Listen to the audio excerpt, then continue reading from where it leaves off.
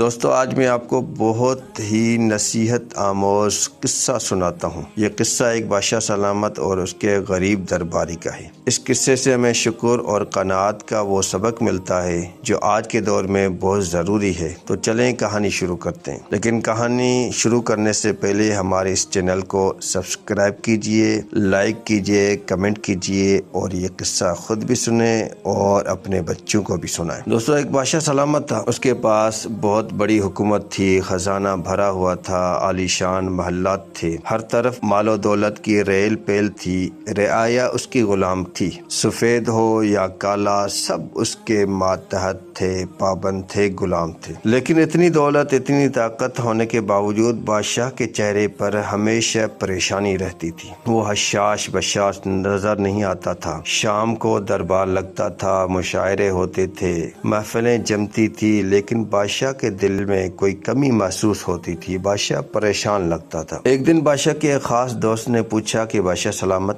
آپ کے پاس سب کچھ ہے، رعایا، خزانہ، مال و دولت، سونا، اور یہ سارے لوگ آپ کے غلام ہیں، آپ کے ماتحت ہیں، آپ کی مرضی جو کچھ چاہیں، جو آرڈر دیتے ہیں اسی وقت عمل ہوتا ہے، پھر بھی آپ پریشان رہتے ہیں، جبکہ آپ کا ایک درباری ایسا بھی ہے جس کی اگرچہ تنخواہ کم ہے، اس کے پاس کوئی خزانہ نہیں ہے، کوئی کوٹھی نہیں ہے، کوئی بنگلہ نہیں ہے، لیکن وہ ہمیشہ خوش رہتا ہے، حشاش بشاش رہتا ہے، چہرے کے اندر نورانیت ہے۔ بادشاہ نے مسکرا کر کہا، ٹھیک ہے، میں تمہیں اس کا جواب دوں گا، اسی رات میں تمہیں سمجھاؤں گا کہ خوشی کا راز کیا ہے۔ دوست نے کہا کہ بہت بہتر، میں آپ کا انتظار کروں گا۔ رات کو بادشاہ نے ایک تھیلا تیار کروایا، اس میں 90 سونے کے سکے رکھے، لیکن تھیلے کے اوپر لکھ دیا کہ 100 سونے کے سکے۔ پھر وہ دونوں چپکے سے اسی درباری کے گھر کی طرف چل پڑے۔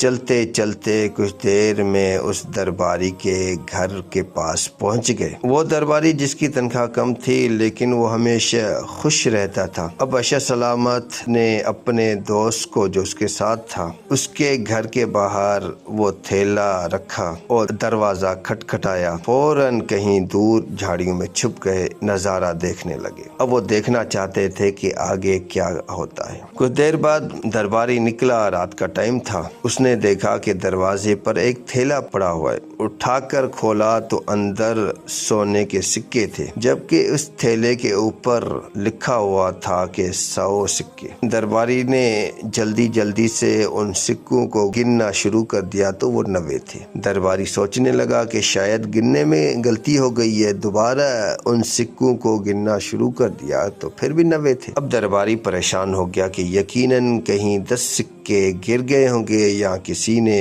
اٹھا لیے ہوں گے یا آس پاس کہیں گر گئے ہیں۔ اس نے ان سکوں کو ڈھونڈنا شروع کر دیا، ڈھونڈتے ڈھونڈتے تھک گیا۔ پھر اس نے اپنے بچوں کو جگایا۔ اب بچے بھی آئے، رات کا ٹائم تھا، بچوں کی بھی نیند خراب ہو گئی۔ درباری نے ان کو بتایا کہ یہ سکے ہیں، 10 سکے ادھر آس پاس کہیں گر گئے، لہذا ڈھونڈنا شروع کرو۔ سب مل کر رات بھر 10 سکوں کو ڈھونڈتے رہے۔ درباری بچوں پر غصہ بھی کرتا رہا کہ تم نکمے ہو، 10 سکے بھی نہیں ڈھونڈ سکتے ہو۔ پوری رات جاگنے میں گزر گئی، نیند کسی کو نہیں آئی۔ دوستو بہت ہی بہترین قصہ ہے، مسلسل پورا قصہ سنیں۔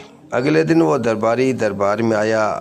رات بھر نہ سونے کی وجہ سے اس کی آنکھیں سرخ تھی، چہرے پر تھکن تھی، دل پریشان تھا۔ وہ خوش باش درباری اب بالکل بدلا ہوا تھا، پریشان لگ رہا تھا۔ بادشاہ نے اپنے دوست کی طرح دیکھا اور کہا کہ دیکھا میرے سوال کا جواب مل گیا۔ دوست نے پوچھا کہ بادشاہ سلامت کیسے؟ بادشاہ نے کہا کہ اب تم خود سمجھو گے۔ بادشاہ سلامت نے کہا اس درباری کے پاس 90 سکے آئے تھے، لیکن چونکہ تھیلے پر 10 مزید یعنی 100 سکے لکھے ہوئے تھے، اب ہونا یہ چاہیے تھا کہ اس کے پاس تنخواہ سے زیادہ 90 سکے، جو گویا کہ اس کی پورے سال کی تنخواہ تھی، وہ فری میں مل چکے تھے۔ ہونا یہ چاہیے تھا وہ خوش ہوتا، حشاش بشاش ہوتا، اللہ کا شکر ادا کرتا، لیکن ہوا یہ کہ اس نے 90 سکوں کا شکر ادا کرنے کے بجائے وہ 10 سکوں کو ڈھونڈنا شروع کر دیا۔ پوری رات اس کو ڈھونڈتا رہا، گویا کہ اس نے 10 سکوں کے پیچھے اپنی رات، اپنی نیند، اپنی خوشی سب کچھ برباد کر دی اور اپنے بچوں کی بھی نیند برباد کر دی۔ بالکل اسی طرح ہماری زندگی میں بھی ہوتا ہے کہ اللہ نے ہمیں 90 نعمتیں دی ہوتی ہیں، صحت ہے، گھر ہے، کھانا ہے، بچے ہیں، عزت ہے،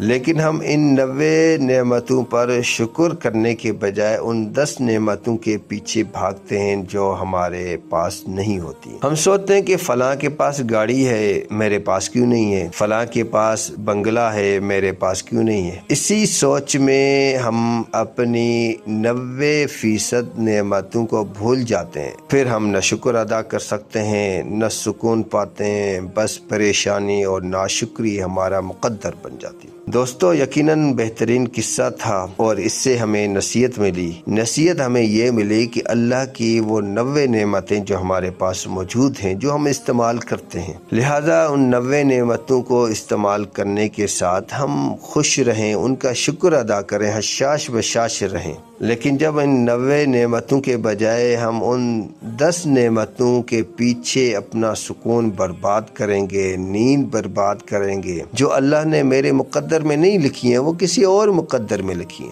اور یہ بھی ہو سکتا ہے کہ وہ 90 نعمتیں جو آپ کے پاس ہیں وہ کسی اور کے پاس نہیں ہیں، لیکن چونکہ مجھے وہ 90 نعمتیں جو میں استعمال کرتا ہوں وہ نظر نہیں آتی، مجھے وہ 10 نعمتیں نظر آتی ہیں جو اللہ نے کسی اور کے مقدر میں لکھ دی ہیں۔ لہذا ہم خوش رہیں، اللہ کی ان نعمتوں پر شکر ادا کریں۔ جب ہم اپنے پاس اللہ کی جو نعمتیں موجود ہیں ان کو دیکھیں گے، شکر ادا کریں گے تو حشاش بشاش رہیں گے، پرسکون زندگی گزرے گی۔ امید ہے کہ انشاءاللہ اس قصے سے ہم نے جو سبق سیکھا، آئندہ ہم اللہ کا شکر ادا کریں گے اور اپنی زندگی میں جتنی اللہ کی نعمتیں ہیں ان کو استعمال کرنے کے ساتھ شکر ادا کریں گے۔ اللہ تبارک و تعالی ہمیں اس قصے سے سبق سیکھنے، سمجھنے اور عمل کرنے کی توفیق عطا فرمائے۔